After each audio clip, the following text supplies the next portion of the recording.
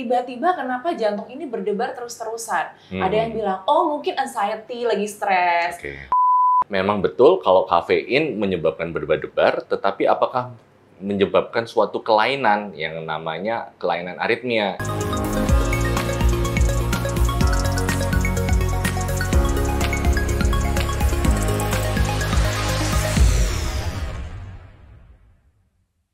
Halo sahabat Premier, senang sekali rasanya saya Nareswa Ridila bisa menemani Anda kembali di episode yang kali ini. Saya janji ini akan menjadi episode yang spesial sekali, karena mungkin banyak orang sekarang sudah merasakan gejala-gejala ini, dan tentu saja hari ini saya tidak sendirian, tapi saya juga ditemani oleh Dr. Erdin Julario, spesialis jantung dan pembuluh darah, konsultan aritmia dan juga kardiologi intervensi. Ya. Halo dokter, apa kabar? Halo Nares. Wow, Baik. luar biasa sekali. Karena tadi saya opening sudah menyapa sahabat Premier ya dok ya. Oke. Sesuai dengan janji, kita harus membedah salah satu fenomena yang akhir-akhir ini lagi banyak banget dialami oleh banyak orang gitu. Kita juga pengen tahu sebenarnya karena dari curhatan teman-teman saya gitu. Terus keluarga saya juga pernah ngalamin, tiba-tiba kenapa jantung ini berdebar terus-terusan. Ada yang bilang, oh mungkin anxiety, lagi stres. Oke. Oh mungkin karena badannya lagi nggak oke, kurang tidur kek, makanannya nggak dijaga, atau terlalu banyak olahraga gitu. Sebenarnya jantung yang sering berdebar terus-terusan itu kenapa sih dok? Oke. Ya, jadi masalah berdebar-debar ini sebetulnya itu kan sangat wajar ya sebetulnya ya, sering terjadi biasanya pada saat kondisi stres atau ada melakukan sesuatu atau misalnya ketemu pacar atau apa kayak gitu ya. Itu kan hal-hal itu kan sebenarnya wajar ya. Tetapi yang kita takutkan adalah ini adalah berdebar-debar pada saat dia tidak melakukan apa-apa, tidak melakukan aktivitas. Jadi itu yang membedakan sama kejadian-kejadian berdebar-debar pada saat emosi, stres, atau ya hal-hal yang memunculkan detak jantungnya yang berdebar-debar. Jadi tentunya yang harus kita waspadai adalah berdebar-debar pada saat tanpa aktivitas, istilahnya seperti itu. Oh, jadi memang harus diketahui dulu ya dok ya, ini berdebarnya tuh karena apa? Betul. Gitu. Apakah ada sesuatu yang memicu gitu? Kalau kafein tuh termasuk hal yang memicu juga? Oke, nah ini kan banyak nih mitos katanya kopi atau kafein atau apapun lah minuman atau makanan yang ada kafeinnya itu menyebabkan berdebar-debar. Sebetulnya memang kalau kafein itu memang bisa menyebabkan berdebar-debar. Ya. Tetapi apakah berdebar-debar itu suatu kelainan jantung yang perlu penanganan khusus? Itu tidak selalu seperti itu. Jadi memang betul kalau kafein menyebabkan berdebar-debar, tetapi apakah menyebabkan suatu kelainan yang namanya kelainan aritmia? Itu tidak. Jadi ya sebetulnya berdebar-debar iya, tapi apakah kelainan jantung atau enggak? Itu tidak. Gitu. Jadi memang namanya berdebar-debar atau secara medisnya adalah aritmia ya dok ya. Betul. Itu memang tidak semuanya itu karena disebabkan oleh kafein juga berarti. Nah, tapi ada beberapa orang yang bilang gini dok, karena teman-teman saya mungkin sekarang jamnya kebalik-balik ya dok ya, kayak kelelawar anak-anak zaman sekarang. Waktunya istirahat malam, merekanya begadang gitu. Mungkin faktornya banyak overthinking, stres, ada kerjaan, akhirnya mereka ada aritmia segala macam gejala-gejalanya. Terus mereka bilang bahwa masa iya sih masih muda itu bisa terkena aritmia, bukannya jantung atau penyakit jantung ini identik dengan orang-orang yang sudah usianya 40 tahun ke atas gitu. Oke, so jadi pertanyaannya apakah kelainan aritmia ini bisa terkena pada usia-usia yang masih muda? Ya, sebetulnya secara umum aritmia ini di semua kalangan usia itu bisa. Jadi nggak tergantung pada usia yang sudah tua saja, usia muda, bahkan pun anak-anak pun bisa terjadi suatu kelainan aritmia ini. Nah, akan tetapi munculnya itu memang pada saat nggak ngapa-ngapain, waktu istirahat, kok dia malah berdebar-debar, itu yang seharusnya tidak wajar yang terjadi. Jadi kalau itu terjadi, ya sebaiknya harus kita evaluasi dulu, apa memang benar nggak ini suatu kelainan aritmia, gitu. So, jadi sekali lagi, memang dari seluruh kalangan usia, jadi baik itu anak-anak pun bisa, yang masih muda, yang Gen Z atau yang milenial ini masih bisa, ya bahkan yang usia tua pun juga bisa terjadi seperti hal seperti itu. gitu. Nah, kira-kira untuk gejalanya itu bisa dibilang aritmia dari mana, Dok? Apakah memang berdebar-debar terus-terusan selama 1 minggu, mungkin 3 hari pun cukup harus ke dokter atau gimana? Oke, so jadi pertama kali yang harus kita pahami adalah kita harus mengetahui detak jantung orang normal itu bagaimana sih, ya, istilahnya seperti itu. Jadi kalau orang normal itu antara berapa? Antara 60 hingga 100. Oke, 60 hingga 100. So jadi nanti kita bagaimana kita ngitungnya? Kita raba nadi. Ya, raba nadi dengan cara meraba nadi sendiri. Ya, kita raba nadi. Ya, jadi simple aja, kita meraba nadi sendiri. Kita hitung nadinya kita berapa? Antara range 60 sampai 100 enggak? Dalam 1 menit ya, Dok ya? Dalam 1 menit. Dalam 1 menit. Ngitungnya sih gampang, 30 detik doang. Kamu detaknya kita raba berapa kali sih? Istilahnya seperti itu. Kalau misalnya dalam 30 detik ada 30, ya berarti dikalikan 2 aja, berarti 60. Itu berarti masih dalam batas normal. Nah, kalau itu ternyata detaknya melebihi itu, misal ternyata dalam 30 detik ada 100, berarti kan logikanya dalam 1 menit bisa sampai 200. Nah, itu yang harus kita waspadai.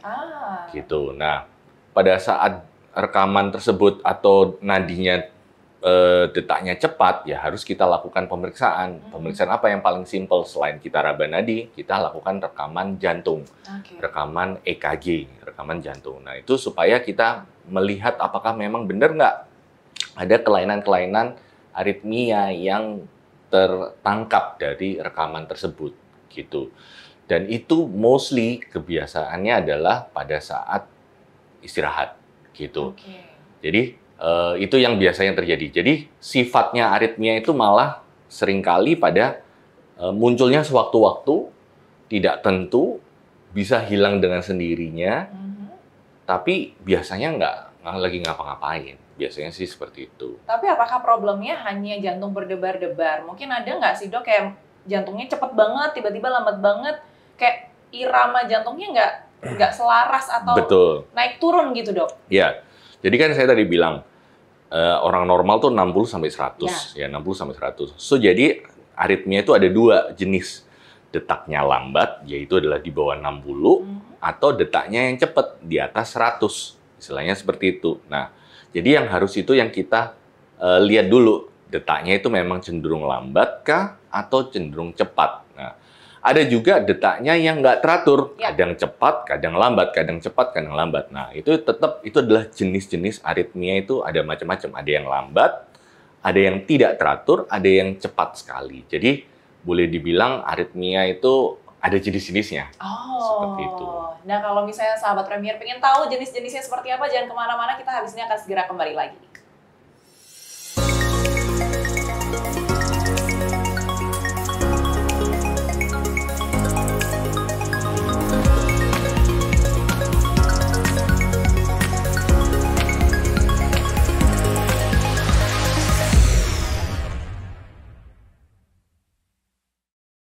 Nah, sahabat Premier, kalau misalnya tadi penasaran kira-kira jenisnya dari aritmia itu apa aja, mungkin dokter bisa spill untuk kita semua, kira-kira jenisnya apa aja nih, Dok?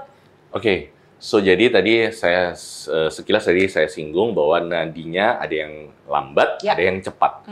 Kalau nadinya yang lambat itu detaknya itu di bawah 60, berarti dia nadinya sangatlah lambat. Karena lambat, berarti harusnya pompa jantung tuh dia pompanya itu antara 60 sampai 100, dia lambat sekali. So, jadi logikanya kalau detaknya lambat, berarti dia pasti akan cepat capek atau lemes, istilahnya seperti itu. Nah, itu yang terjadi. Pada saat waktu aktivitas, kok dia mau pingsan atau mau jatuh. Nah, itu kadang keluhan utamanya adalah biasanya mau jatuh atau mau pingsan. Nah, itu adalah tanda-tanda curiga suatu nadinya yang lambat. Istilahnya seperti mungkin itu. Mungkin bahasa Surabaya ngeliyeng gitu ya, Dok? Iya, salah satunya ngeliyeng, mau jatuh, mau apa. Nah, itu kita harus lihat dulu rekaman jantungnya bagaimana. Apakah memang nadinya lambat? Nah, itu adalah salah satu. Yang kedua, tentunya nadinya yang cepat. Nah, nadi kalau tadi yang lambat, ini nadi cepat. Nadi cepat sebetulnya cukup wajar ya. Orang olahraga pasti nggak mungkin nggak nadinya cepat. Betul. Nah, adrenalinnya naik ya, Dok? Betul. Olahraga nggak mungkin nadinya nggak cepat. Nah, sekarang yang kita lihat adalah nadinya dia cepat, tapi pada nggak saat olahraga. Gitu. Jadi kalau misalnya orang tanya, ini saya pas olahraga kok nadinya saya ya sudah pasti, ya itu wajar istilahnya seperti itu. Nah, tapi kalau yang tidak wajar adalah pada saat dia nggak ngapa-ngapain, tapi nadinya bisa sampai 200, bisa sampai 150. Nah, itu adalah nadi atau aritmia yang cepat, istilahnya seperti itu. Nah, kalau cepat bagaimana tindakannya harus diturunkan, nah supaya jauh lebih normal, istilahnya seperti atau dilakukan tindakan, istilahnya seperti itu. Kalau memang itu aritmia yang benar-benar cepat banget dan itu mengganggu sekali.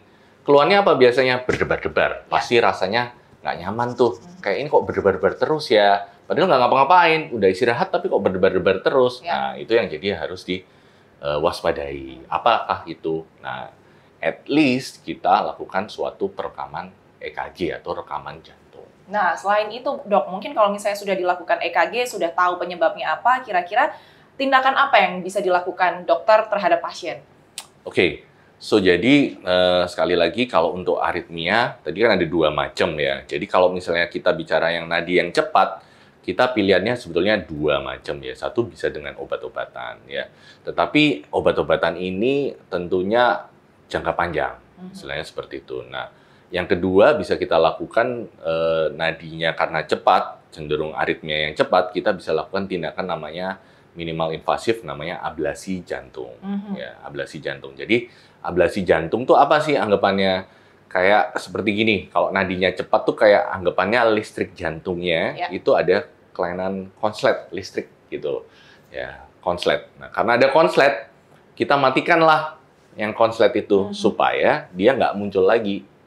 Nah, itu adalah prinsip dari suatu tindakan ablasi. Jadi, intinya kita menghilangkan yang konslet listrik tersebut supaya irama yang konslet tersebut tidak akan muncul lagi, sehingga nggak berdebar-debar lagi.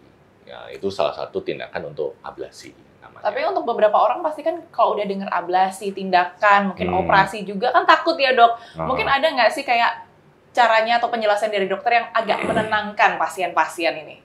Ya, jadi ya memang untuk tindakan ini sebetulnya sangat minimal ya, minimal invasif ya. Jadi tidak perlu tindakannya sangatlah simple. Jadi rawat inapnya pun cuma sebentar aja. Ya, jadi dibiusnya itu pun juga dengan lokal anestesi. Jadi tentunya jauh lebih nyaman. Ya, sebetulnya tindakannya kalau pernah tahu tindakan kayak kateterisasi jantung, sebetulnya most likely kurang lebih hampir sama. Jadi simple, malah angka keberhasilannya pun sangat tinggi. Dan setelah itu, kan biasanya setelah tindakan, biasanya ada obat yang dikonsumsi ya.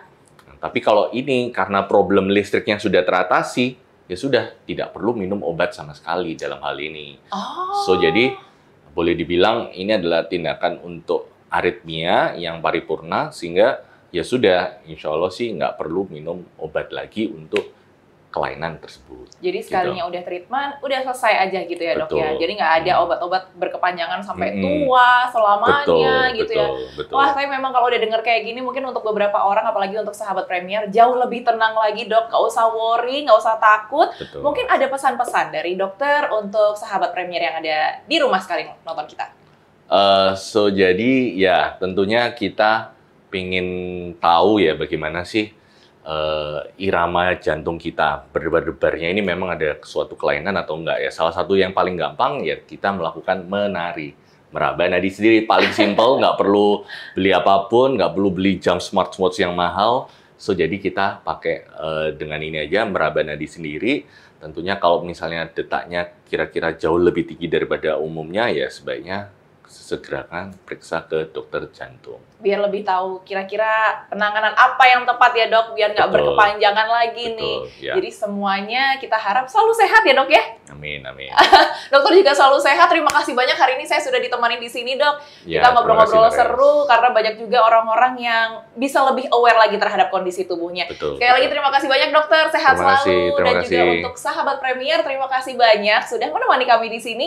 Jangan lupa untuk share, subscribe, komen, dan like konten kita, dan tunggu terus konten-konten yang lainnya. Dah!